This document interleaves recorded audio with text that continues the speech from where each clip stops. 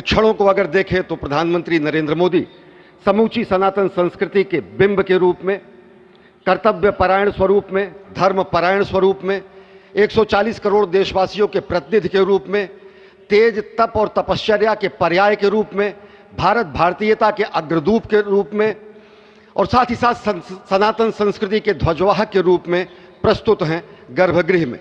सनातन संस्कृति के संवाहक के रूप में, भारत की एकात्मता के, भारत के वैभव के इस अटूट प्रदर्शन के आज दिन को पूरी दुनिया साक्षी हो रही है। और अगर देखें तो निश्चित तौर से जिस तरीके से प्रधानमंत्री जी पहुंचे हैं, कहा जा सकता है कि वह शंकर का तेज लिए आता है, सत्य सनातन शाश्वत का वह वेग लिए आता है, माथे पर अपने त्रिपुंड सजाकर जगत गुरु भारत का संदेश लिए आता है। और वह संदेश है वसुधैव कुटुंबकम का, वह संदेश है सर्वे भवन्तु। निश्चित तौर से जिस तरीके से प्रधानमंत्री जी पहुंचे हैं, कहा जा सकता है कि वह शंकर का तेज लिए आता है, सत्य सनातन शाश्वत का वह वेग लिए आता है, माथे पर अपने त्रिपुंड सजाकर जगत गुरु भारत का संदेश लिए आता है। और वह संदेश है वसुधैव कुटुंबकम का, वह संदेश है सर्वे भवन्तु सुखिनः का, वह संदेश है कृण्वन्तो विश्वमार्यम का, वह संदेश है वयम राष्ट्रे जाग्रयाम पुरोहितः का, यानी कि हम राष्ट्र में जागते रहें, राष्ट्र निर्माण में हम, ये संकल्प है भारत भारतीयों के लिए, ये संकल्प है सनातन संस्कृति के लिए, ये भारत के जगत गुरु स्वरूप का भी संकल्प है। और आज हम साक्षी बन रहे हैं, प्रधानमंत्री साक्षी हो रहे हैं, साक्षी भाव से उपस्थित हैं श्री रामलला के बाल मूर्ति विग्रह के सामने। अजय, जिस तरह से आप ये अद्भुत दृश्य देख रहे हैं, सुनील शास्त्री जी इस वक्त प्राण प्रतिष्ठा के लिए संकल्प कराते हुए, और प्रधानमंत्री एक तरह से इस प्राण प्रतिष्ठा के संकल्प के बाद जो 6 गृहस्थ हैं वो इस प्राण प्रतिष्ठा के कार्यक्रम को अपनी ओर से, जिन्होंने लगातार तपस्या की है, भूमि पर शयन किया है, बिना कोई अन्न ग्रहण किए, लगातार जब से उन्होंने प्राण प्रतिष्ठा का संकल्प लिया है तब से वो 6 के 6 परिवार तपस्या कर रहे हैं। आप सभी जानते हैं कि इस वक्त प्रधानमंत्री मोदी भी पिछले 11 दिनों से तपस्यारत हैं और उन्होंने दक्षिण भारत के अलग अलग मंदिरों में जाकर के अपने इष्ट भगवान श्री राम, अपने इष्ट भगवान श्री शिव का दर्शन किया है। और शिव की बात है तो आप देख लीजिए कि जो पीछे आचार्य इस वक्त आपको दर्शन दे रहे हैं वो काशी से पधारे हैं। वही काशी जो भगवान राम के सखा हैं, वही काशी जहां पर भगवान शिव भगवान राम के स्वामी के रूप में विराजते हैं, वो जगत गुरु हैं। इसलिए काशी भी मगन है, क्योंकि काशी से ही ज्योतिषी गणेश्वर द्राविड़ ने इस पवित्र मुहूर्त को निकाला है, जिन्होंने जो भूमि पूजन का भी जो ज्योतिषाचार्य का महत्व बताते हुए दिखाया था। और इस वक्त आप देखिए कि गर्भगृह में बहुत ही विशिष्ट मेहमान प्रधानमंत्री के साथ इस वक्त आरएसएस के प्रमुख मोहन भागवत जी भी पधार चुके हैं। इस प्राण प्रतिष्ठा समारोह में अनंत अनंत कोटि आत्माओं की भावनाओं को अपने हाथों में लिए करबद्ध प्रार्थना भगवान श्री राम से, भगवान श्री शिव की धरती से पधारे आचार्यों की उपस्थिति में बहुत ही दिव्य क्षण। वर्तमान में कहा जाए तो भगवान शिव सबसे अत्यधिक प्रसन्न, क्योंकि स्वामी, सखा और मित्र ये तीनों ही संबंध भगवान शिव का भगवान श्री राम से। आधे अद्भुत क्षण आपके समक्ष।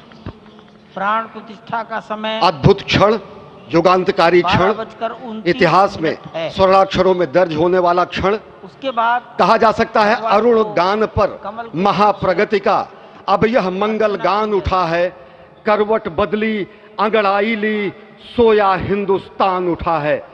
यह संकल्प के सिद्धि होने का दिन है, यह हमारे पुरखों से किए गए वादों का पूर्ण होने का दिन है, यह विधाता से दिए गए वचन को पूर्ण करने का दिन है, यह उस शपथ के पूरा होने का दिन है जब कहा गया कि जन जन के मन में राम रमे और प्राण प्राण में सीता हैं, हर हृदय की धड़कन रामायण पग पग पर बनी पुनीता है।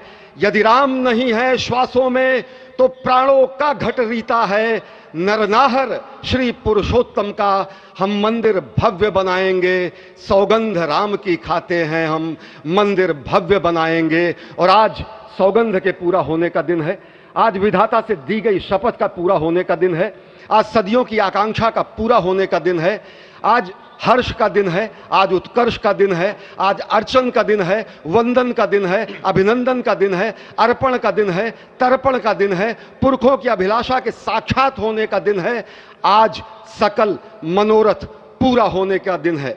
अजय। जिस तरह से आपने पुरखों की याद दिलाई, तो ये जो पौष मास है अश्विनी, वो बहुत ही पवित्र माना जाता है। सभी पुरखों के लिए हम तर्पण करते हैं इस पवित्र मास में। और आज द्वादशी की तिथि है। द्वादशी की तिथि यानी भगवान कूर्म के अवतार की तिथि। वही भगवान कूर्म जिन्होंने सृष्टि के प्रारंभ में समुद्र मंथन के लिए आधार दिया उस मंदराचल पर्वत को, जहां से मथने के बाद अनेक रत्न पैदा हुए, जो आज भी सृष्टि की, प्रकृति की, इस ब्रह्मांड की सेवा में लगे हुए हैं। माँ लक्ष्मी का प्रादुर्भाव हुआ उन्हीं रत्नों में। सबसे पहले विष निकला, जिसको भगवान शिव ने आज भी धारण किए हुए अपने नीलकंठ स्वरूप के रूप में सभी भक्तों को दर्शन देते हैं।